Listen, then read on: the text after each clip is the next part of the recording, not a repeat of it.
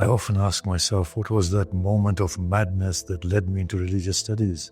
There came a point in where I did close all the religious books, and I went, I remember, into the garden of my small house and looked towards the sky, and I said, Allah, I have lost you.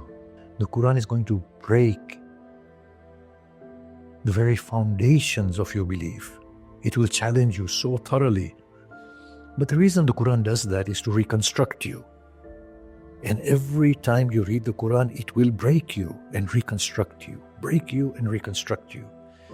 If there's one person I would want to spend 24 hours undisturbed in the entirety of humanity, it would be Imam Sadiq, nobody else. What would be the reason? My goodness, what a mind. What a mind. My curious mind has found its responses from Imam Sadiq and no one else.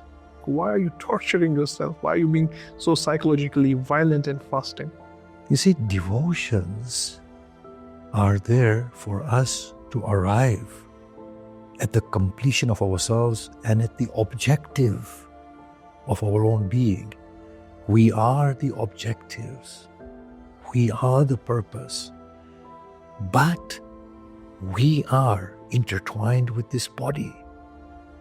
Now, fasting and devotion is to discipline the body, to allow the inner being to start actualizing naturally. How do you think we can benefit from this essence of fasting? What do you think in current time should be the form of fasting for a modern person? As important as avoiding food and drink is to avoid social media, phone, distraction. Keep it to minimal in this month. Honestly, we've become captive to these gadgets.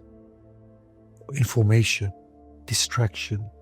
The whole essence of fast is to rid the mind of distraction and the heart of turbulent emotions, but we are constantly feeding distraction.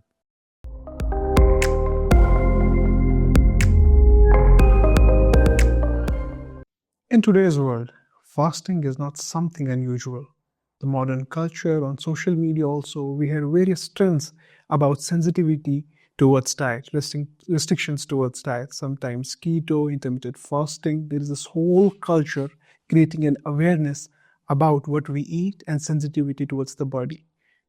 Similarly, there has been another tradition, which is around 1400 years ago or more, that is also looking at this tradition of fasting and not just creating awareness about sensitivity towards the body, but also sensitivity towards your own self and the soul, which is the fasting in the month of Ramadan. So to discover and explore the ethos of Ramadan, ethos of fasting, its outer form and inner mysteries, I am today here joined by none other than Shaykh Arif. It's a pleasure to have you here. Finally, through this podcast, I'm also getting an opportunity to talk to Shaykh for probably more than 5 minutes. Those who know it's really difficult to get hold of Shaykh, so it's my pleasure. Probably most of you will be aware of who the Shaykh, being a prolific thinker, author and teacher, founder and director of AMI. Shaykh has started his religious education in the Madrasa in London, and then they moved to Qom for the post-graduation. And while I was reading the biography, they also had this Bahs al-Kharij with Ayatul Amini, and then they came back here and started this place, Al-Mahdi Institute, and then they have been teaching Muslim philosophy and Islamic jurisprudence. So Shaykh, usually it's fine to be a Muslim, practicing Muslim, you do your Qur'an, you do your namaz, and so majority of the population is fine with it.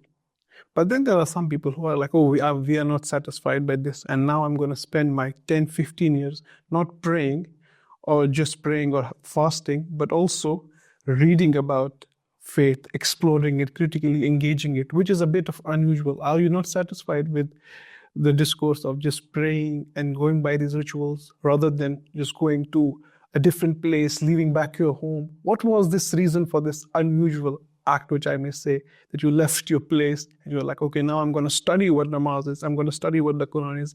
We're not satisfied by the status quo, which most of the Muslims generally follow. What an interesting question. I often ask myself, what was that moment of madness that led me into religious studies? But there is a background to this. I was born in a very spiritual family. There were Agha and Ithna Asharis. But from both sides, the parental and maternal grandparents, they were very spiritual people. And I suppose that had a lot to do with the way I was conditioned to think about things. And my great aunt who raised me, she made her will known to me at her last breath. I mean, she had this want to die on the day of Ashura and in my lap. So before the moment of her death, they called me. They said that she wants you with her. And when I went to her, she asked everybody to move away from her and asked me to go close to her. And then she put her head in my lap. She had a beautiful smile. And she looked towards the ceiling and she said, "Come." And that's how she then breathed her last. Now, there. And before that, she said, "I would like you to go for religious studies and not give up until you complete them to the highest level possible." And there I was then bound to honor her last will. And of course, she had raised me. And that's what led me into religious studies. Before that, I was interested in astrophysics. And that's my passion, looking at the stars, seeing what's happening out there. But when I went into religious studies, I wasn't really disappointed. It was nice. It was a challenge, and I thrive on challenges, and especially usul fiqh, the intricacies of the debates that are there. There was a constant impetus to master them and then to go beyond them.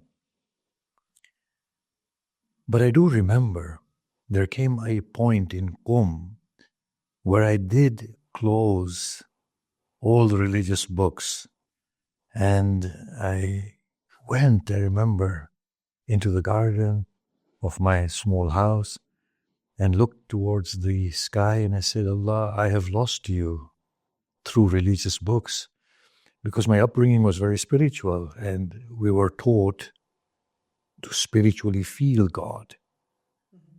And here in the study of Islam, you want to reason with right and wrong, engage with difficult and deep philosophical ideas. In the midst of all of that, you stop feeling God.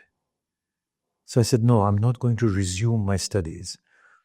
And then I remember coming back to UK on a break, and I said to Mullah Asghar, who was the person who founded the Madrasa Sayyid al-Khoy, where I studied under him, and Sheikh Maulana Dhafar Abbas, may Allah bless the soul of Mullah Saab, and may Allah give health and long life to Sheikh Dhafar Abbas. I remember saying to Mullah Saab, I said, the Prophet did not mean any of these things we are reading in our usuli books.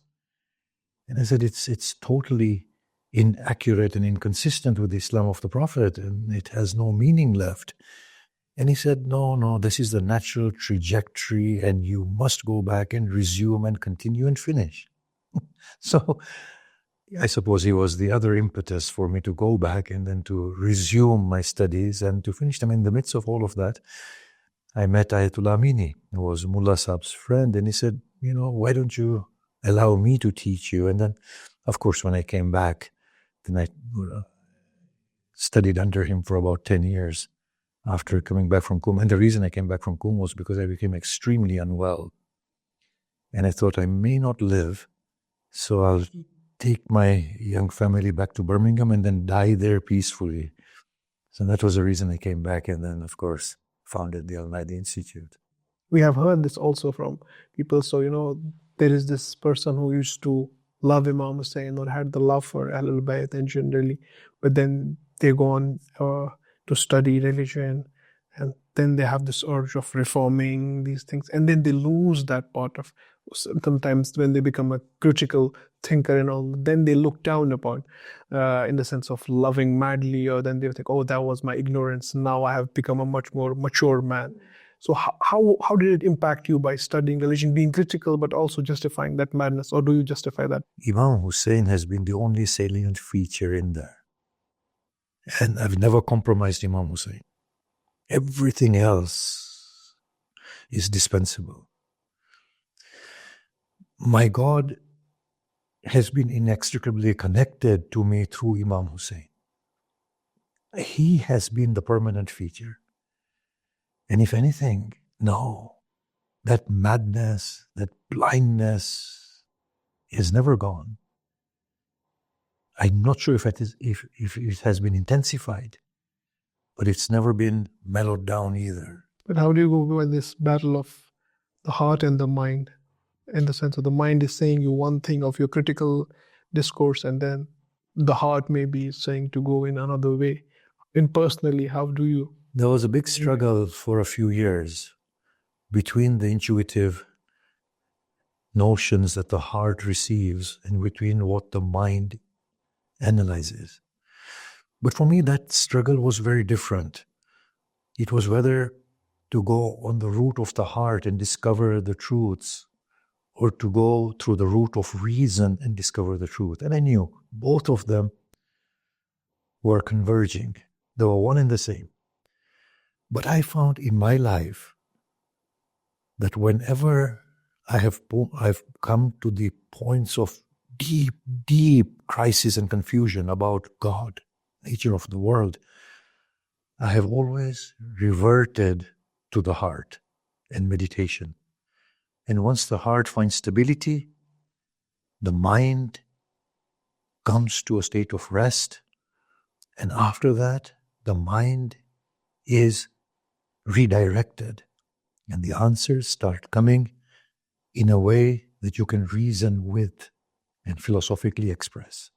But what do you mean by going to the heart? If you can explain it a bit more. So, when you feel confounded, that this doesn't make sense. And especially when you read Qur'an, the Qur'an is an instructor, but it's a difficult journey. It's a very, very difficult journey, the Quranic journey. If you make Qur'an your instructor, the Qur'an is going to break the very foundations of your belief. It will challenge you so thoroughly. But the reason the Qur'an does that is to reconstruct you. And every time you read the Qur'an, it will break you and reconstruct you, break you and reconstruct you. Now, at that point where it breaks you and your universe has collapsed and everything has been effaced, and you can't make sense of God or the world, and you say, well, God can't be like this. And yet he's saying he's like this. At that point, then, you go into your heart and you reconnect with your God. And you say to Allah, I will honor you because I know you are too grand to be what I'm thinking of you. You are the one that Hussein surrendered to beneath the blade. You are the one through whose reception Hussein radiated. You are the one that the Blessed Prophet devoted to. You are the one that Ali Salamullah alayhi spoke of, and your unity. I am going to trust you and not my mind. And I'll surrender to you in opposition to what my mind is telling me. And then you engage in deep dhikr. And of course, when that one who turns the hearts gives peace to the heart, then everything starts making sense. And then after some time, the reasoning mind gets its answers. And then it just constructs philosophical arguments to justify. So in states of deep crisis, I've referred to my heart and gone back to my spiritual. And I said, Imam Hussein has been the anchor and the foundation, and his grandfather, the Blessed Prophet, and his father, Imam Ali. And of course, Imam Sadiq. I mean, if there's one person I would want to spend 24 hours undisturbed in the entirety of humanity, it would be Imam Sadiq, nobody else. So what would be the reason? My goodness, what a mind! What a mind! My curious mind has found its responses from Imam Sadiq and no one else. Interesting. So, with that spirit of heart and the mind, let's begin the journey of exploring this notion of fasting. I'll generally begin with this a hypothetical situation sometimes, which I also think, imagine there is a parallel world where there is no religion per se, but everything happens the same way as it happens here. And then this alien guy comes here, and he's seeing that people are eating, feeding, and then randomly a month comes or something happens, and they are just not eating. And they're just starving themselves, torturing themselves, not having food.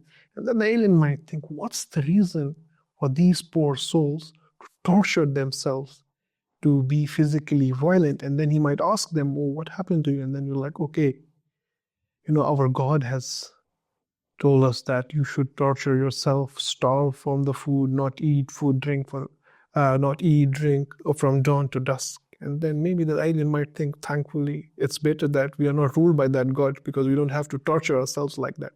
So how would you answer this alien who comes to you and asks, like, why are you torturing yourself? Why are you being so psychologically violent and fasting? You see, first thing is that the way we've understood the obligations of faith is inaccurate, to be honest with you. It's not the way the Prophet phrased it and explained it to his community. They understood the essential values. After that, it becomes a formalized faith, and in order to belong to a faith, you have to uphold its obligations. And that is when religious devotional practices lose their efficacy in a direct manner. It becomes indirect. So it's like a doctor, physician saying to a patient, eat these foods, don't eat these foods, take these medicines. Then what happens is that the patient doesn't know why they're doing that, but the effects are still being felt slowly and gradually. So effects are coming, but they don't know why. And at other points, the effects are very indirect. So for example, let's say paracetamol may be formulated to reduce fever and temperature, but people like me would pop paracetamols continuously to numb the headache. It's an accidental feature. You see, devotions are there for us to arrive at the completion of ourselves and at the objective of our own being. We are the objectives. We are the purpose. But we are intertwined with this body. Now, fasting and devotion is to discipline the body, to allow the inner being to start actualizing naturally. You see, there are two aspects to us, the bodily aspect and the spirited aspect, and we can't deny that. Now, of course, the language spirit doesn't sit well in this world. So you rephrase it and say, the mind. And the mind is become bodily oriented, constantly thinking. It needs to find freedom from it. A body that is slightly deprived allows the mind to be released from its clutches. So I remember in my earlier days in Islamic education, used to fast excessively. And then you feel this, and then you honestly come to this realization that honestly, I wish I didn't have to eat anything. And then I realized the meaning of the hadith of the Blessed Imam Ali, in which he says, Zohad, abstinence, is so delightful that if you were to feel its pleasures, you will refuse eating a single morsel. You know at that point that once I eat, it's going to reduce this level of refined being that I'm becoming and what I'm feeling from within. That's that feeling. My goodness, it's a feeling of union with the beloved. It's the feeling of You're in another world. You're no longer in this world. You can see, you can feel, you can hear. I can't explain. There's a cry deep within the heart. And the heaven is filled with him. And the earth is filled with him. But that only comes through denying the body. Now, as far as the fast is concerned, the Blessed Prophet said, Shaitan flows in the bloodstream of the children of Adam. فَضَيِّقُوا مَجْرَ الشَّيْطَانِ بِالصِّيَامِ. Constrict the flowing places of Shaitan through fast. The word Shaitan in itself means distance. Distance from our true self. It means rebellion. It means the adversary. It means the antagonist. You see, this state of ours in which we are so body-oriented creates this state of defiance, distraction. And because of this distraction, we are not feeling the things we should be feeling. We are not understanding things we should be understanding. We are not hearing the things that we should be hearing. So with this disciplined approach, what happens is that the material influence on the body and the mind is reduced. As it is reduced, the mind becomes freer. And it begins to find itself, the soul. Now, Islam did not introduce fasting afresh, did it? كُتِبَ عَلَيْكُمُ الصِّيَامُ كَمَا كُتِبَ عَلَى الَّذِينَ مِنْ قَبْلِكُمْ لَعَلَّكُمْ تَتَّقُونَ. Fast has been prescribed upon you as it was prescribed upon people before you, so that you may become God-mindful. I know nowadays people have intermittent fasting, but that's for the health of the body primarily. But within the ancient cultures and religious traditions, fasting is to discipline the mind through curtailing the excesses of the body. There's a lot of presuppositions here. For example, you are saying that if I don't eat food, then the mind gets free. But usually what happens, or for example, in the Muslim culture also, for example, you said, so you become God-wary in the fast. You're presupposing that Muslims are thinking about God when they're fasting. So if there is a picture, so usually the assumption picture is there's a human mind, and then human mind there is God. But what actualizes is there is human mind, and whatever there is food. Because for pulp, so Muslims think more about food than they think about God in this month, which is the tradition of Ramadan, is also a tradition of food per se. So that activity in the self of abstinence of mind, the discipline is not even working, because it's showing that these poor Muslims, they are so tortured that all the time what they are dreaming about is food. So how, still, even if this is mind-body dualism, it's still a form of psychological violence. The mind isn't free from food. I'm one of them. I think of food and what I'm going to eat. Imam Ghazali says there are three types of people who fast. One are let's say, people like me. They're like animals that are caged for a number of hours and prevented from feeding themselves. As soon as the cage is open, they pounce upon their food and they consume. The next level of those who fast are people who are more in tune with the ethos of fast. They control their thoughts, their minds, their ears, and to extend their emotions. So fast for them is distracting themselves through the body. So abstaining from anything that takes away your presence and doing anything that is less than noble, less than befitting a noble soul. And then there's a third category of people who fast, who want to fast from their personal identity, where they want to remove their I-ness and every sense of ego and allow the real beauty of God to display itself.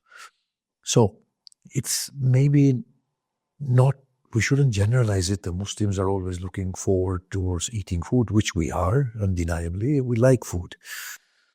But look at the amount of goodness that comes through the month of Ramadan, even if it is accidental. Muslims are most charitable in the month of Ramadan. They are less criminal-minded in the month of Ramadan. And then the night sort of practices of the month of Ramadan, the devotions of du'as within Shia Islam, Taraweeh within Sunni Islam, recitation of the Qur'an. These are accidental sort of goods that we receive, but they are all very profitable and very, very good. Yes. So there is that thing. I agree. We are consumed by the thought of food. But if we can begin to educate ourselves and talk more about the higher, deeper meanings of fast, controlling the mind, becoming present, controlling the emotions, controlling the thoughts, then the fast can move on from physical hunger to then disciplining the mind and freeing the soul. We buy that. Okay, so this aspect of fasting and then being mindful.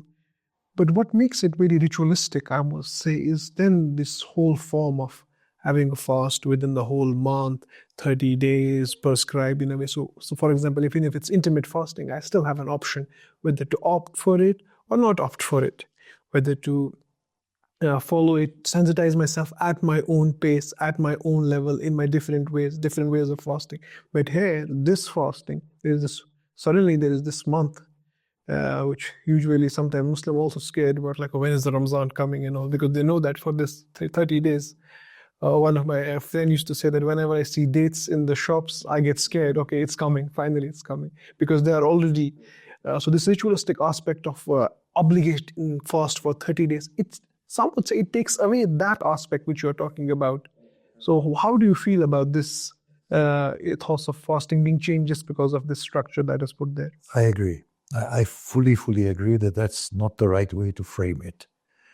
Obligations should be framed differently, not because Allah wants you to fast, otherwise He's going to punish you. God is too lofty to punish people for not fasting. Yes, it should be framed differently, that it's a discipline that is good for you. Yes, and the other beauty about the month of Ramadan is that it's a collective practice. It gives us that communal identity. And I thoroughly enjoy the month of Ramadan, where everybody is fasting, everybody is breaking their fast together, everybody is praying Taraweeh together, everybody is praying the Dua Iftitah together, the Halaqatul Qur'an together. It gives a sense of belonging and deep satisfaction.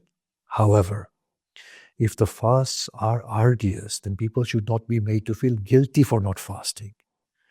Everyone should be initiated into fasting at their own pace. So I agree with that. A person might say that, look, I can't handle it just yet. Give them their leverage. Would that be allowed in the religion of Islam, the leverage? Yes, of course. It's your private thing with your God. God, there's also this transaction, like even if you, that's the problem, even the verses of the Quran say, if you're traveling, then you have to do it. It's very transactional credit card. If you take money from me, if you can't return it today, you return it afterwards. The same, how would the ethos of Quran be maintained if we go by your way? No, of course. The Quran is saying, وَعَلَى الَّذِينَ يُطِيقُونَهُ, and for those people for whom it's difficult, فِدْيَةُ طَعَامٍ مِسْكِينٍ. Then let them give food to the poor. Yes? And in another place it says, and the person who is on suffer or unwell, then let them fast other days.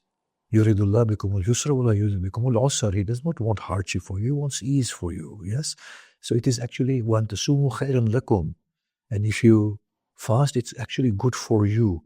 So it has to be introduced in that way that, look, if you can't, then it's fine. Because there's nothing worse than imposing fasts on children who are not ready because they become resentful.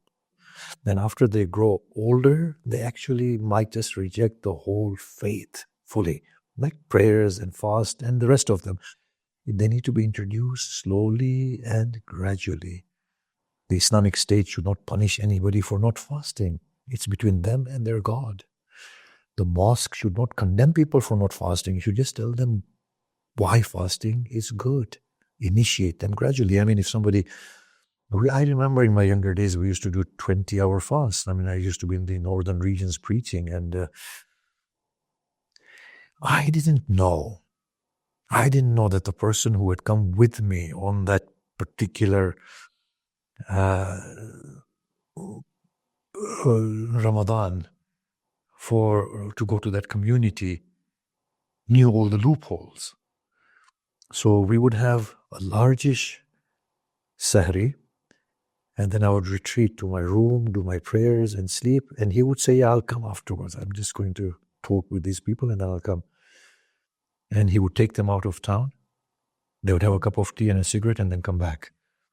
So he said, these were 20-hour fasts, right? And I didn't know they were doing that. So on an occasion in the Quran Khani, I was the only one. So I thought I'd better go to the kitchen because they were cooking food and bring them and say, look, go and read the Quran first and then you can, finish off cooking the food for iftari. I went there and all of them were eating. And I was so embarrassed. So I didn't say anything. I just smiled. I didn't say anything. I said, look, what I can't understand is not that you're people, that you are not fasting and that you go away and break your fast first thing in the morning. What I can't understand is the way you do iftari with me. You eat as if you haven't seen food for 10 days. How is that possible? So I realized at that point, no. Everyone should be allowed to calmly, gradually, slowly introduce themselves with ease into fasts. Yeah, calmly. But that is not happening because of the, as you said, the one part says that you have to fast, and there's the other part of the verse, they say, if it's difficult, then you feed the poor. But generally, among the community, that part of the verse is highlighted a bit more, and the other part hasn't received the discourse in terms of practice as much.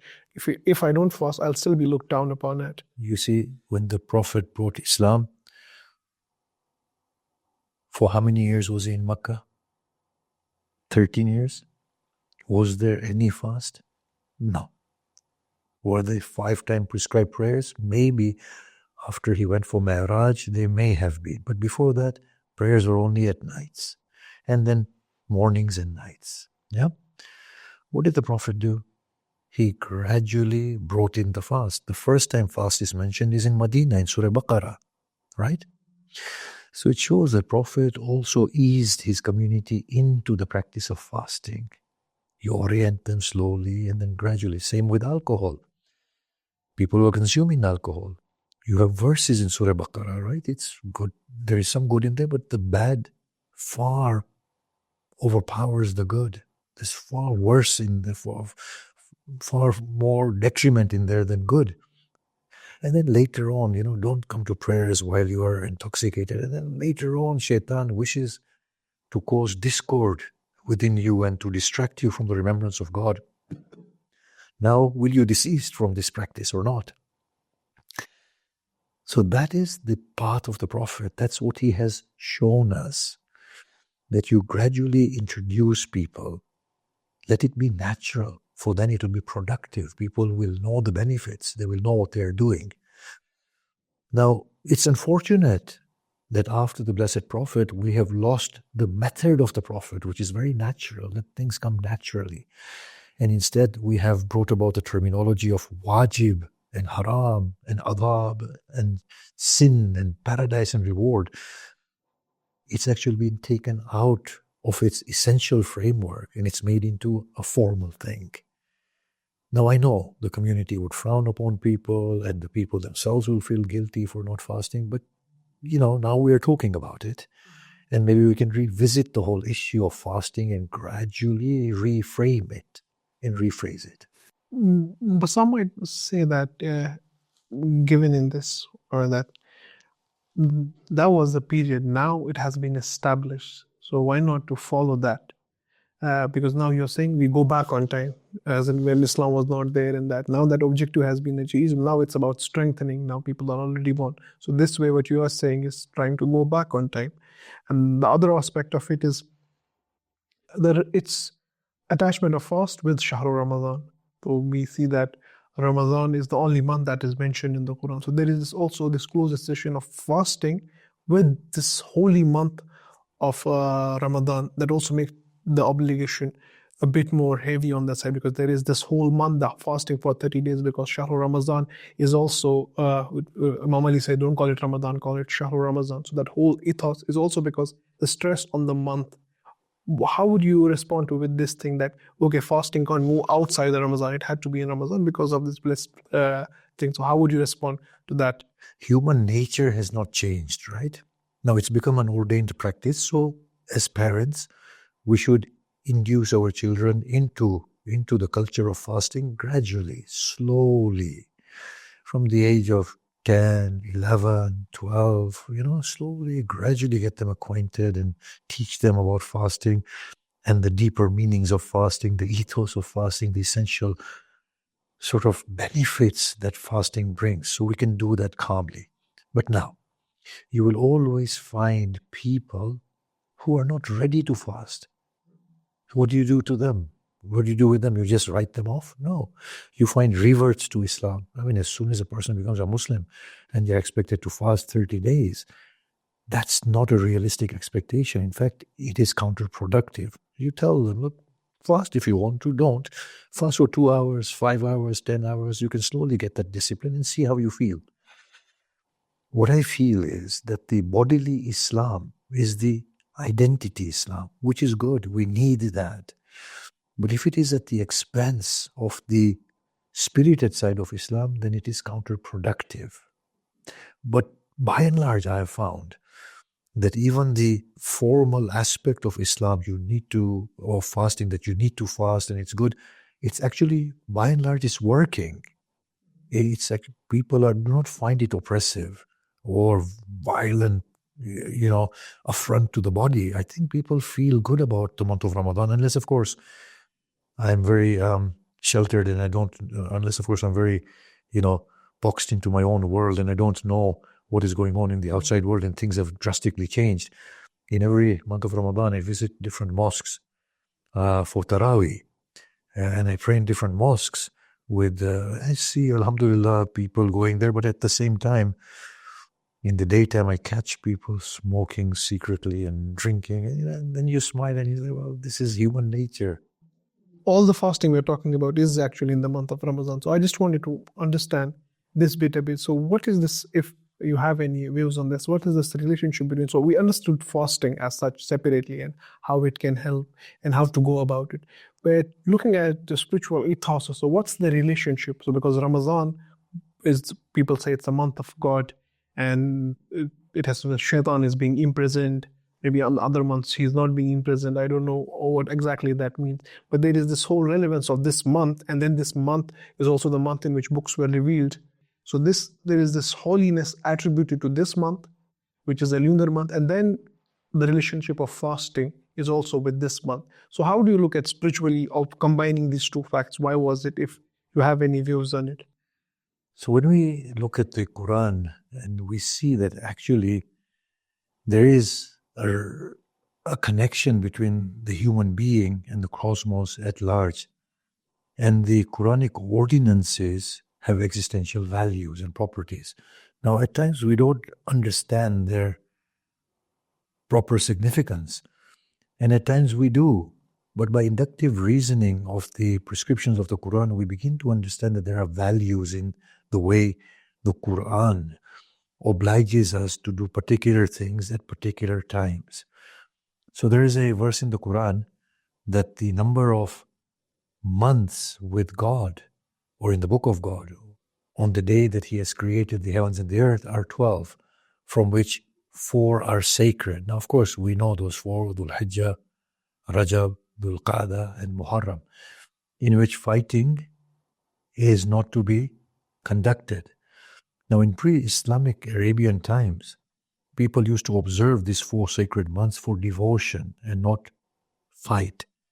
But similarly, the month of Ramadan in the pre-Islamic times was seen as a sort of a holy month, where many Hanafis that existed prior to Islam fasted and devoted themselves to God. And I think the tribe of Quraysh also saw that month as a month of fast and devotion to God, although the practice of fast was different. So there is a cosmic relevance with the month of Ramadan and fasting and devotion. Just as we pointed out earlier on, that no matter when you pray to God, it will yield from within. But there are specific times whilst we are on earth, due to our bodily constitution, that are most profitable in spiritual growth, because we are obviously intertwined with the body. So if you discipline the body, the spirit will yield more at certain times, like sunrise and sunset, that Qur'an specifically mentions, remember God before sunrise and before sunset. In a similar way, the month of Ramadan has been designated for fasting because it has spiritual values, or it has those existential values in which the body relents and the spirit begins to yield. Now, that's not to say that fasting outside Ramadan do not have the same potency. The potency of the fast is not only contingent to the physical circumstances, but also to the individual's attitude and the level to which the individual is ready to yield to God. Now, let me just explain this, that if in a future world, the rotation of the earth around its axis changes, as we have in our eschatological literature, that before the coming of the Mahdi, the east and west will change, the rotation of the earth will reverse, but in that process, every year will become as long as 7 years. Now, there we will not have a sense of the month of Ramadan, nor sunrise or sunset as we have today. But still, there we will be fasting prescribed hours that we will see beneficial for us, and it will be yielding. So my point of saying this is that fast as a physical practice has different levels of connection. One is with the body and through the body to the spirit. One is with the body and the earth and the earth's location within the wider cosmos. And therefore, if one finishes, the other doesn't have to. So if the wider cosmos relevance ceases to exist because the year becomes so long, or human beings travel to a distant planet where the months in a year are far more or far less, then that cosmic relevance might go, but the immediate body-spirit connection will still be there. And abstinence from food will still yield the purity or the refinement of the mind.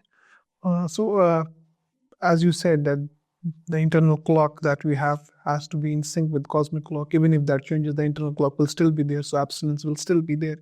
And that's how we're going to benefit from this noble month of Ramadan, which is noble in itself, and then fasting is prescribed. So one might think, as you also mentioned, that many people can't fast because of their health condition, other ailments. So how are they going to benefit from this specific month, which is described as glorious, as month of fast? And even there are hadiths that says that you are on the banquet of God, like it's diyafatullah.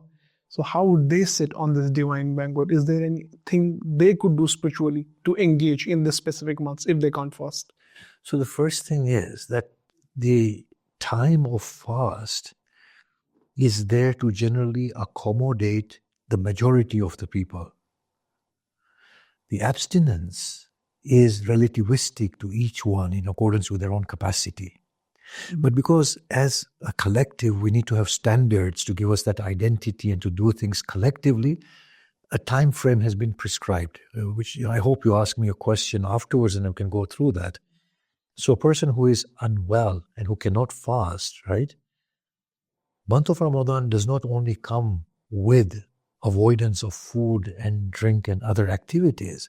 It's also about the mindset of devoting ourselves to God. And the pre-Islamic communities were also excessively worshipping God and devoting to God in that month, but their fasting practices were different. So if they can abstain from a few things, like Lent, then let them abstain from a few things, few items for a month. If they can abstain for a few hours and then have a morsel to eat and then fast again, then let them do that in accordance with their own medical condition. The main thing is that psychological state that I am upholding the spirit of the month of Ramadan, I am abstaining. from something or other in honor of the month. And that psychological state in itself does a lot to refine the mind. Do you say that since the form will change, will it not impact the essence of fasting? Because now the usual form that Muslim thing is from dawn to dusk, and now you're saying that we're changing that form. So don't you think that all the essence of fast will also change or might impact how would they connect with this dilemma of, since we are not following the form, maybe we are not also getting the essence? So obviously it will, because if you say that 2 billion Muslims are fasting from dawn to dusk or before sunrise to sunset, and I'm not doing that, then immediately that thought that I'm performing a deficient fast diminishes the essence. But if we can understand that dawn to dusk was a convenient time frame in the time of the Prophet, he wasn't concerned between dawn and dusk, the Quran had to give something to its immediate audience, and it could not phrase it better than that. And we can understand that actually the form is bearable abstinence from consumables. Then in that case, sunrise and sunset will become arbitrary features of the time frame of a fast. And what would be the essential feature of the fast then? The essential feature of the fast is to restrict the body's influence upon the mind. That's the essential feature. And abstention is graded. Some people can abstain the full length, others partially. And that does not mean that the one who is abstaining partially has received any fewer benefits than the one who abstains for the full duration. Again, abstaining also has different meanings. Abstention from consumables, but it can also mean abstention from over-engagement with worldly matters, abstention from thoughts, abstention from emotions. So from social media maybe? Abstention from social media and distraction. So these are all the spiritual sort of essences of fast. To this, some of the Islamic jurisprudence might say that there is a problem here. You are not following the injunctions, or you're making your own religion, saying that this is this. So how would you respond to, because many people are following jurisprudential way of thinking as well. So how would you respond with this thought process to those jurisprudential saying, hey, you are making a change in Prophet's religion? It's not your religion, it's Prophet's religion. What would your response be to them? Absolutely. Let's root this within the prophetic teachings, right? In the Quran, of course, they have a legitimate right to say that.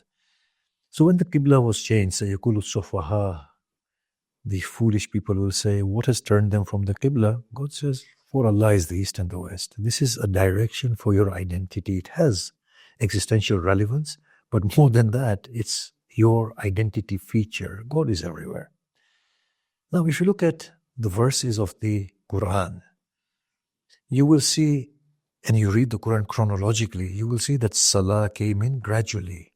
First at nights, then after the Isra, the Ascension, the 5 prayers, and then later on you have proper timings for prayers. So it was an evolutionary process. Now you might say, well, it was completed, so it's fixed. So I'll ask a question. There's a verse in the Quran that when you are fleeing, then remember God or pray to God whilst fleeing. Now when you're fleeing, either on horseback or running, there is no direction of the Qibla. There is no ruku, there is no sujood. So the prayer is accommodated within that context. This is the meaning of form and essence. The essence is that sentiment of surrender to God with the prescribed recitations of hamd, of the gestures of ruku and sajda. Nobody fleeing will be able to do ruku. Yes? Similarly, a person who can't bend, they will not be obliged to do prostration. Or now you might say, well, that's in their case, but I will say yes. But according to form and essence, are they receiving the benefit of prayer in their limited context? You will say yes. So we'll say, yeah, that's form and essence. Then again, we see Imam Bakir restricting the mataf, the place of tawaf, between the door, between the rukn and the maqam. Imam Sadiq said, if there are many people, if you're all connected, I see no problem in you doing tawaf outside the maqam. This is form and essence. Then you see the Abrahamic faith successively. Stoning to death is not mentioned by the Quran, as if it is abolished. And when the Jewish tribe came to the Prophet, with the case of adultery, the Prophet said, you'll have to rule by your own scriptures because my scripture has nothing about stoning to death. You'll have to rule by your own scriptures. Now, you ask a very simple question here, that when the Quran says, eat and drink until the white streak of daylight is clear from the blackness of night, and then atimus siyam ila layl, and complete the fast until layl, right? Then I'll ask a few questions here. Ila layl, Maghrib is not layl, but because Maghrib was seen as layl by them. So Maghrib, for all intent and purpose, for Sharia purpose, was layl. But it's not layl, it's Maghrib. It's still light, even if the Shias want to, continue for a few minutes. Incidentally, if you read the works of Ayatollah Khoui and other masters, they will all say that the Imam's injunctions were pray at sunset. Don't wait from the 5th, 6th, and even the 8th Imam. There are these ahadith, and Khoui favors them. And he says, but the popular opinion is otherwise, so I will not give the fatwa. Gives ehtiyat. I believe it's been quite a few years since I read Khoui on those matters. So now I'll ask you a question. That when people go to the northern European countries, and I've been there, and they've told me that the sun slightly dips and comes out again on occasions. Now, their day in the summer is 23 hours plus something. So are they expected to fast? But there is a sunset and there is a sunrise. Are they expected to fast for 23 and something hours? What? In winter, there are some places in which the daytime becomes 2 to 4 hours. Now, if our whole basis is that the fast is supposed to be productive for the body and through the body for the mind, then is a 2-hour fast productive? Now, traditional fiqh says do hijrah, go away somewhere else. Or it says choose the timing of the closest country that has normal sunrise, sunset. So if this is not form and essence, then what is? Or choose the timings of Mecca. What I say here is that Islam is beholden to existential principles. It was not giving us rules novelly. It was just assessing our state of existence and giving us its ordinances within our context at the time. So now when medical research says intermittent fasting is good, and fast for 16 hours, and 16 hours is actually the time where the body starts to heal itself. And if you do that over 30 days, then it's very, very beneficial.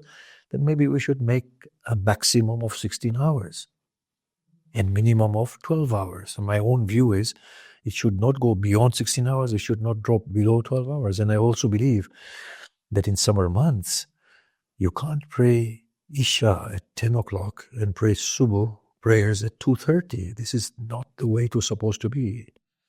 Inna salah kanat lil-mu'minin kitaban mawquta. Salah is a regulated, timed prescription for the mu'min. It's supposed to be dotted around the day, that you're constantly remembering Allah. But in the summer months, we're praying Isha and Subuh within a span of 3 hours. And then after that, of course, and Shias pray Maghrib and Isha together, right? So Maghrib, Isha, and Subah. And then throughout the 20 hours of praying Dhuhr and Asr. And in winter, it's the opposite. So sunrise and sunset, according to the Quran, are times for dhikr of Allah. Take the tasbih and remember Allah. And pray Salah. It's also a form of dhikr of Allah. But when days become abnormal, then no, you can't pray your Maghrib at 10 o'clock. Pray Maghrib at 7. If it is broad daylight, it's fine. It makes absolute sense what you are saying. So why are you the only person that is making sense? Why are not the other jurisprudents also? What is the reason they are not thinking on these lines, and you are considered out of the box if it's so normal and which completely makes sense? Please rephrase that. Don't say they don't make sense. They make sense, right? They do make sense. They are brilliant minds. In this Brilliant. particular case. No. But look, say Sadiq Shirazi gave this fatwa about fasting. And then he tweaked it slightly. And then Sheikh Makarim Shirazi gave this fatwa. Yes? So just think about this carefully. When you are in a particular context and your world is determined by that context, you're not going to be able to think outside that context. So if the fuqaha were to live within Northern European countries, then they would encounter that problem more emphatically and they would rethink it.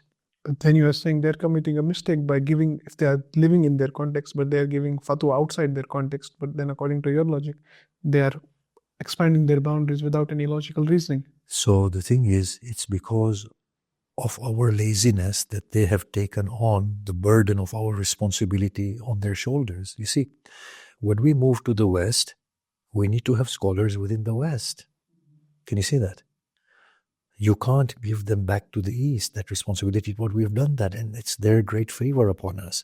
Now, I'll just give you a gentle example that the rulings for Hajj and the way Hajj is performed now, I don't know which one of the grand scholars of ours, when he went to Hajj, he came back and he changed his views on Hajj, looking at the practicalities of the Hajj and the ahkam of Hajj. So they need to encounter that situation before their minds start working in accordance with the requirement of the context. But I have no doubt in 30 years' time, the fuqaha will have changed their minds about the times of fasting, and inshallah after 30 years after that, they will change their minds about the prayer timing as well. But these things happen gradually and slowly. Once the status quo has been there, it takes time for it to change. Hopefully your optimism prevails. You are saying they will change. They are saying you will come back to the basics again. I'm already there.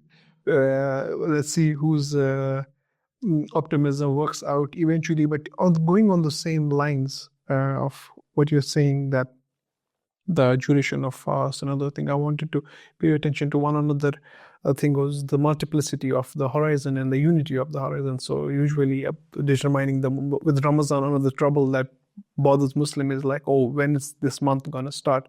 And then there are certain scholars, they are saying that, okay, there is a unity of horizon and that's the essence. And some people are saying, no, there is a multiplicity of horizon, and this debate is age on and it is never solving. Given what you said, this should have been solved, but it's not. This dilemma of what is the form has now become an essence of. So how do you look at it in the sense of your own journey of this form and essence of this debate on multiplicity or unity of horizons? I am so much inclined towards Ayatollah Khoury. In fact, my view is based on his view, but taking it to, but ramifying it to a different level. He said, here we have conflated between the day of the sun and the day of the moon. They are not the same. You can't make an analogy between the two. The days of the sun are based on the rotation of the earth around its axis. And that's why you get day and night. But the moon days got nothing to do with the rotation of the earth. The moon simply goes behind the shadow and it re-emerges. It finishes and it starts. So it's one, and I take that a step further and say then that is one global lunar, the first of the global lunar calendar. Now, when does the month end? I asked these two questions. I mean, aside from all the fiqh things that you'll see in my article, when does the month end? Does it end by the disappearing of the moon behind the shadow of the earth? Or does it end by the emergence of the moon from the shadow of the earth? Now, because of the unique distance of the earth, sun, and moon, and the size, and due to the elliptical orbit of the moon around the earth, you might find that at some point, the distance, the unique distance between the moon and the earth, and the sizes, and the 4 times sort of size of the earth bigger than the moon, but moon being 4 times away, that no sooner does the moon disappear that it re-emerges. So as soon as the month ends, the month starts. And that's how we conventionally and intuitively think. But on some occasions, because of the elliptical orbit, sometimes the moon can hide behind the shadow of the earth and take a whole day before it re-emerges. So when does the month finish and when does the month start? Does the month finish by the disappearance of the moon, or does the month finish by the reappearance of the moon and the new month starts? Now my view is that no, my strict view is that the month finishes astronomically, whether you can see it or not, and the new month has started, the astronomical new moon. And what do you say to those people? The whole globe. It's nothing to do with sighting the moon. Yes? But sighting of moon is important in the tradition. Not at all. Sighting of the moon was the only way and the only means to talk about the new moon. But there is no hadith in which Aima says what was the moon in the Yemen or what was the moon. They were always talking about it very locally. Well, let me take you through it. So now you see this nuance in the fatwa. So some fatwas will say you have to be able to see it with the naked eye. Now, even if there's impediment, you can see it with the naked eye, the new month has started, and it is confined to the horizon in which it is. Or it stretches to all regions that share the night. Because before the moon can be seen, it has already emerged. So what does that mean? That the emergence of the moon means what? That is the new moon. The sighting of the moon means what? That is the means of ascertaining that is already emerged.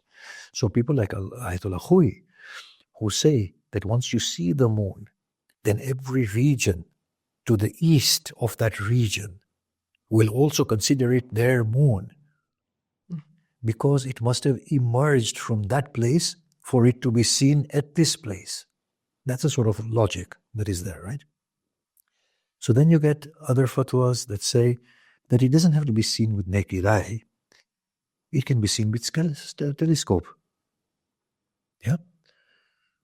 Others say you can also go into planes and then see them. Yeah.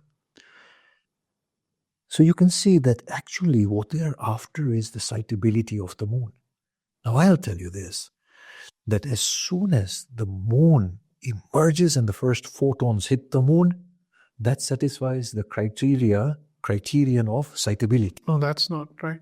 It's not just the sightability, it's also you seeing the moon. Yes. So sightability is not equivalent to you seeing the moon. Something may be visible, but you will not be able to see it. So what was the Imam saying about sightability or your perception of the moon? Perfect. Let me just take you through that.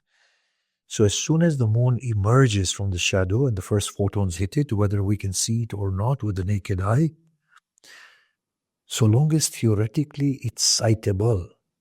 And now I asked somebody, I said, yes, we do have the instruments that in the daytime, we can block out the light of the sun and see the moon emerging. And there, it's sightable, potential sightability, it's sightable by telescopes or other means. Now, the Imam said once that if you see the moon in the daytime, I believe it's, from what I remember before Dhuhr, then consider it the moon of the previous night. Yeah, of the previous night, even if you see it in the daytime. Now here's the question, that if the ulama are indifferent about sightability through the eye, or sightability within itself, or through microscopes, and or through telescopes and by going in helicopters and whatever, then I will say that is all reducible to sightability. Yes, I'm coming to the hadith of the Imam. That's reducible to sightability. That's it. And this fatwa of Khoury actually says that when you see it, you can trace it back to all regions that share the night because it has emerged from that point. It wasn't sightable there, but it's sightable here, but it means it emerged there. So in the final analysis, its emergence was the real criterion. Yes? Only to be determined by this. Now, as far as the hadith of the Imam is concerned, we'll go there in a moment. But we praise Salatul Ayat, don't we? The eclipse of the sun and the moon. Now, majority of the times here, you don't see them. You don't see. Now, if the prophetic community was here and the moon was blocked by a thick layer of clouds and they did not observe the eclipse of the moon, They would not pray because they didn't see it, they didn't recognize it. Was there a criteria of sightability for the lunar eclipse as it is for the moon as well? I don't think there is. No, there was no other way but sighting. So you can't stipulate a criterion in a context where there's no other method. That's what I'm trying to say. So today, when we are informed through astronomical calculation that the moon is eclipsed, we will pray Salatul Ayat. We can't see it. With thick cloud in the UK, you can't see it, but you know it's there, and we pray it. What that means is that there is something like a notion of means and subject. So the ulama contend, they say, is sighting the subject of establishing the new moon, or is it a means of verifying the new moon? Can you see that? If we say no, it is the subject of the new moon, then that means there is no new moon before you sight it. If you say no, it's a means, then you say yes, there's a new moon in and of itself. We are just verifying it. So then the discussion goes on the means. Is it only with the eye, or with binoculars, or with telescopes, or with helicopters and planes? So this is what I'm saying, that it is a means to verify the new moon. The new moon has got nothing to do with the Sharia. It has a definition of its own. But due to the limitations of the mind at that point, the only way they could ascertain it was by seeing it. I'm going to go through the hadith in a second, yes? So that's why I'm saying, if we establish, which is not my view, but I've conceded to this view, that the old month ends with the emergence of the moon and the striking of the first photons, then the potential sightability with the strike of the first photon on the surface of the moon, that's the new moon. Globally, for one and all, whether it's east or west, whether it's daytime in one place or nighttime in another place, because we can tell these things well in advance. So we can say Tuesday is the first day. It'll be night for you, it'll be day for you. All of you start on this day, because the moon is not the same calendar as the sun. The moon day and the sun day are radically different. The analogy is false, as Hui says. Now coming to the Imam. Hui quotes a few ahadith. Imam Sadiq says, do Eid with the people of La ilaha illallah. Do Eid with the people of Qibla. Do Eid with the people of Salah. So he was saying that it doesn't really matter to me whether the moon has been sighted one day early or late. Go with the majority. The whole ethos of Islam, the Muslim, is the social Islam. Keep the body united as one. We have a very strong community identity, communal identity, which other religions don't have and which makes Islam very unique. We pray towards the Qibla. We pray 5 times. We fast in the month of Ramadan. And we would have one Eid globally. That was Imam Sadiq's visionary mind. Now, Hui quotes another hadith in which he states, now I've analyzed quite a few of these ahadith, that why the new moon is the actual beginning of the month of Ramadan in my article, and hopefully ICCI can have transmitted some of it on their statement. There's a hadith he brings in that Imam Sadiq was approached by somebody in Sham, and he asked Imam Sadiq, which day is it of the fast? Imam Sadiq gave a number. He said, no, we saw the moon. It's one day more.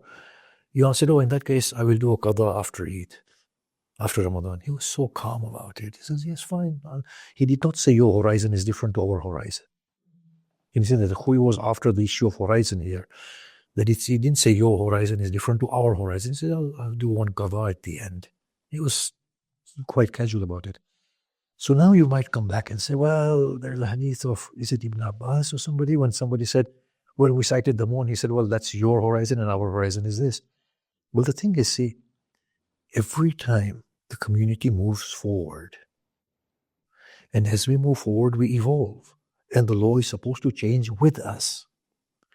We can't go from the present era back to the former era.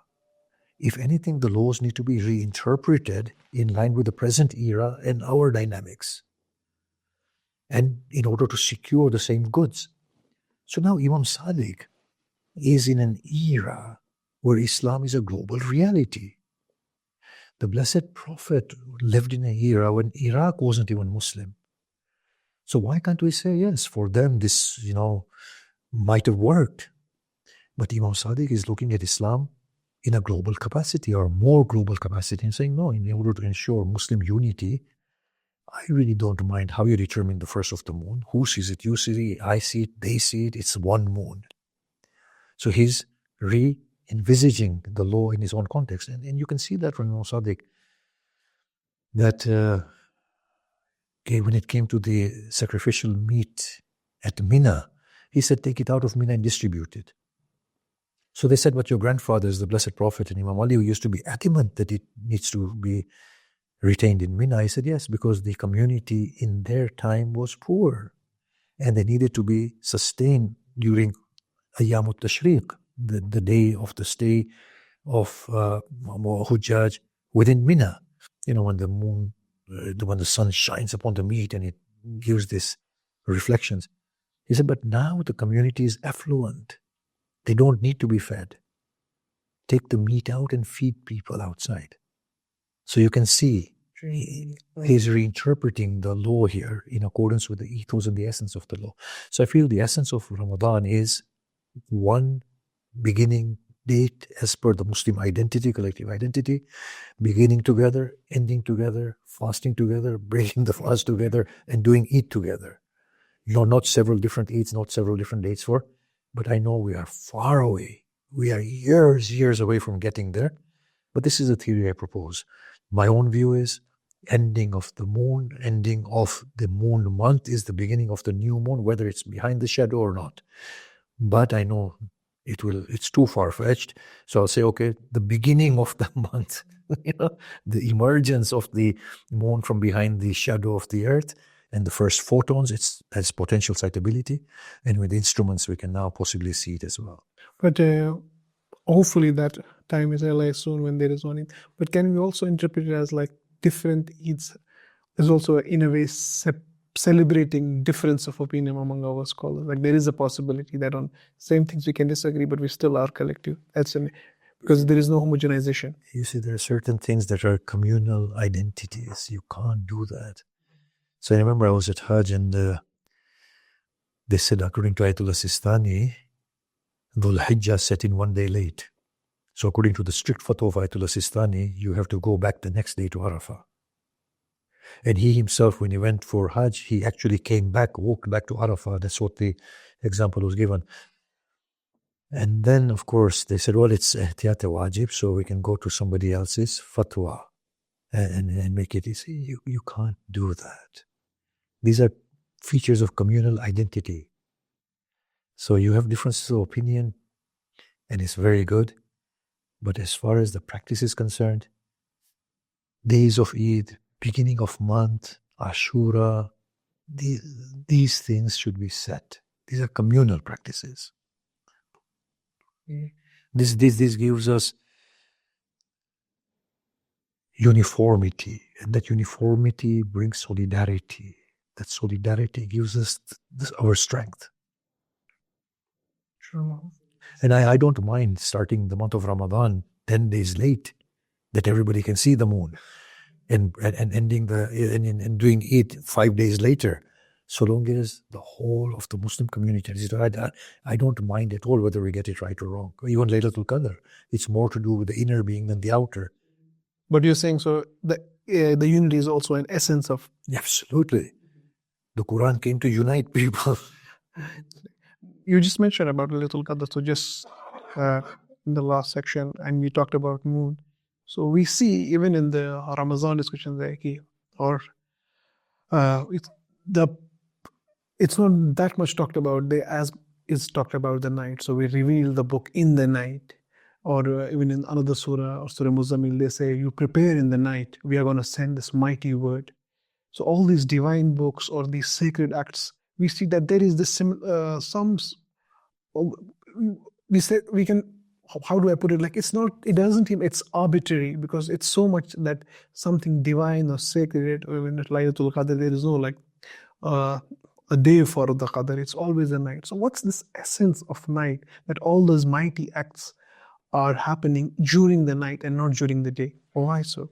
So if you come here when the month of Ramadan falls in June, July, you will see night is only 4 hours. And not so many things cannot be done at night. So you can see slight arbitrariness about it. Yeah? There is a level of arbitrariness about it. But at the same time, you can't deny that when the Quran mentions the night, yes, that night is a special time. And Imam Ali used to say that I prefer the short fast because it gives me lengthy nights to worship God. Because night is normally seen as the time of solitude and loneliness for devotion. Yeah? So I don't deny that night is a special time, especially the nights of the month of Ramadan, and especially Laylatul Qadr, but we don't know when Laylatul Qadr actually is. So the Prophet said, treat every last 10 nights as Laylatul Qadr. So, you may get that particular night. For majority of the time, I think we do get it with those simple devotions. However, what is not right is the very strictly prescribed acts of devotion, because they take us away from the essence. What's the essence of the night? Be alone with God, to chant His names, to worship Him, to come to terms with ourselves, with our God, with our destiny, with our purpose. That is how we are supposed to yield to God. There's not much benefit in praying 5 times in Laylatul Qadr, oh Allah, send me to Hajj this year, when the one who is supplicating has no intention of going to Hajj in the first place. And then you've said it once, so it's fine. We are praying somebody else's prayers, the prayers of the Imams, which they improvised. If you relate to them, then pray. Otherwise, it's not your prayer. It's like, it's not bad either, but it's more like a child, undiscerning child praying, which is charming. I mean, God will honor that. Yes? But if somebody prays and give me shahada in your way, and God says, okay, I'll give you it. So I don't want shahada, I want to live. I'm just saying that things need to be understood accurately, right? You give me shahada in your way. I don't want shahada, I want to live. I want to do some good work. I have a family, I need to cater for them. I don't want to go to Hajj this year. I've been last year. I can't afford it again. It's too stressful. I leave my work and everything. I might as well send some other people for Hajj or give them their provisions. So these du'as need to be rethought. In Laylatul Qadr, there is no prescribed dua. You should make du'as from there. Pray to Allah, do dhikr, pray those beautiful du'as of the Imams that are meaningful for you, that you can relate to. Now, even if that is not Laylatul Qadr, the Prophet said, إِنَّمَا الْأَعْمَالُ بِالنِّيَّاتِ. The worth of deed is weighed against the intention. I believe it is Laylatul Qadr. Oh Allah, I'm offering these gestures of sincere devotion to you. The God who is the master of everything will make that as potent as Laylatul Qadr for you. Right? So there is subjectivity that is also very valid as opposed to the cosmic objectivity. You said in the Laylatul Qadr you do solitude, like find solitude with your God, but then we are prescribed also to go to the mosque, and there are so many people around the mosque. So how would, if I'm prescribed to go to the mosque and to pray collectively, how would I find the solitude? Or should I change my way actually? No, I think it's a question of balancing. I know, for the younger ones, going to the mosque is actually very good. To see the whole congregation praying, it really, that collective spirituality is priceless. It really does something to the heart. But to the extent that it is beneficial. Do that with the mosque to an extent, the rituals, and then go into solitude. Do a bit of both. So what would be the essence of Laylatul Qadr if you want to describe, if the form is changing? What would be the essence? Is it? I honestly say to Allah, in Laylatul Qadr, of course, look, you can't deny your humanness. Allah, I want this, I want that, make things easy for me, give me more success. Pray to Allah unashamedly on Laylatul Qadr. But honestly, in Laylatul Qadr, as opposed to horizontal prayers are prayers that secure goods for us in our worldly life and the bodily condition. The vertical prayers are the prayers of the essence. Oh Allah, come to me in such proximity that I feel you and I'm never again distracted from you. Intensify your presence in me and allow me to accept your decree. Open my mind to show me what is going on around me. The Prophet is reported to have said, and I know the Muhaddisin might not find this accurate, Rabbi arini al-ashya kama hiya. Oh Allah, show me things as they are. Bewilder me, fascinate me, to take that journey, to set sail in the stormy waters with Allah by your side. I would say that, we're all very personal in our prayers, but I would say that is a vertical prayer that I would want to pray for.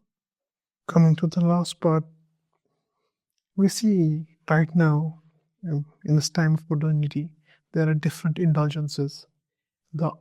The ailments is also not of body mode, now it's more of mind. We have lost, even the distinction between day and night is lost in this modern world.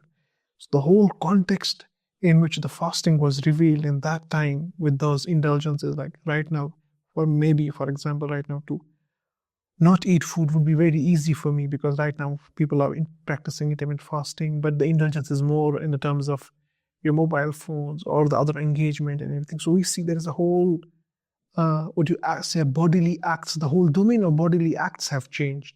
And if fasting is actually getting away from body and focusing on mind, and if that essence is to be preserved, how do you think for this modern person can benefit, because you also being a modern person, how do you think we can benefit from this essence of fasting? What do you think in current time should be the form of fasting for a modern person? I fully concur with you here. I think as important as avoiding food and drink is to avoid social media, phone, distraction. Keep it to minimal in this month. Honestly, we've become captive to these gadgets. Information, distraction. The whole essence of fast is to rid the mind of distraction and the heart of turbulent emotions, but we are constantly feeding distraction. We are constantly nurturing and sustaining the heart with turbulent emotions. And that defeats the purpose of fast altogether. Solitude is difficult. Quiet and calm is difficult. Until we get used to it and we taste the freedom. Once we taste the freedom, then we will not want to go back. So the month of Ramadan, and you're very right here, our spiritual elders and masters should advise us that fasting means cutting away from distractions. Constantly scrolling on social media is a huge form of distraction and the biggest impediment from receiving the benefits of the blessed month of Ramadan and of devotion. I agree with you. You're saying that these things also, for the ethos and essence of fasting to remain, these indulgences should also be reduced. Totally reduced. At bare minimal. But of course, if person is working and they need to pick up calls and respond to emails, they can't say, no, I'm fasting and I can't do this. And that's not right. That's unethical.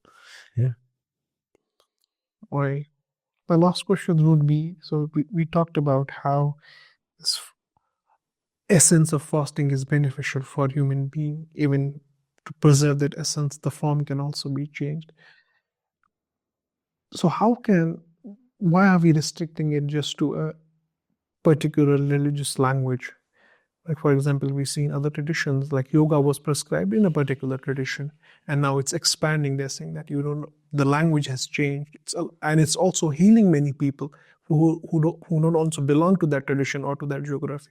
So do you think, given the spiritual benefits of fasting and Ramadan, there needs to be a language around it and a culture around it where it can expand beyond the Muslim community, and the other community members from other faiths or who even don't believe in God can benefit from this ethos of Ramadan? And how do you think can we do it, if we could?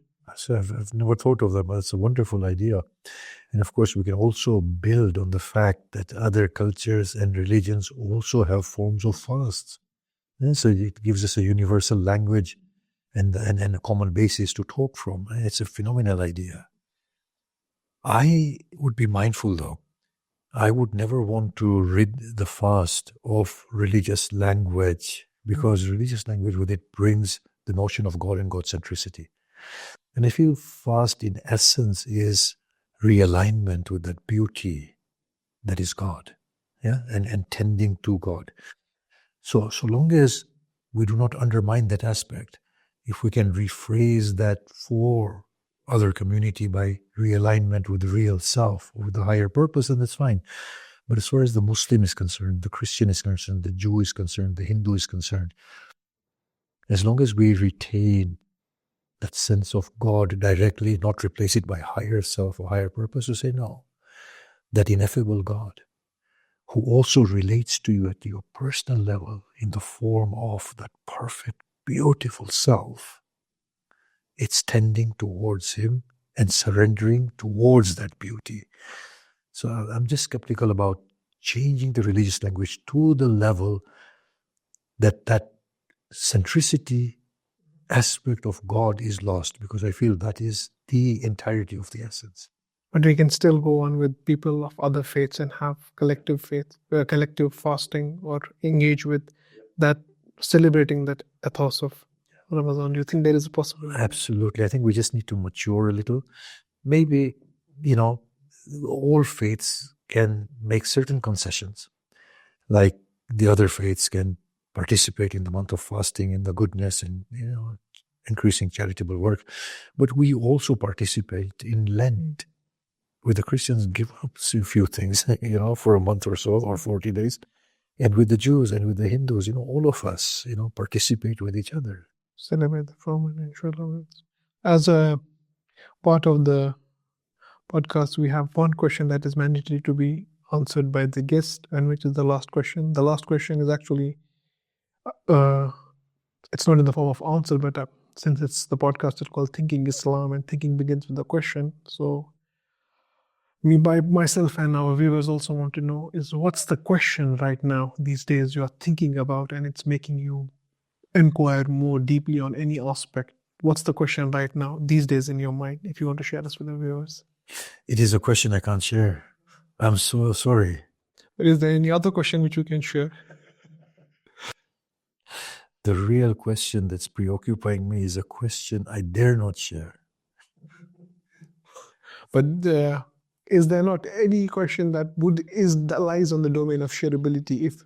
Because giving your mind, you definitely would have a lot of questions. So right now, then in that case, I would say the question is how to emphatically get it across to the community of believers and the broader community that amidst these turbulent times that are set to get worse, to not to get caught in this turbulence and lose direction, but to look towards the eventual future of humanity and to build towards that.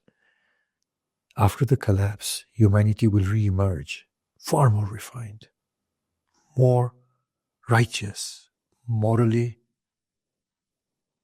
grounded, spiritually yearning, built for that future from now, with confidence that whenever in the past humanity has come to points of absolute dismay and hopelessness, it has survived and it has emerged as better humanity.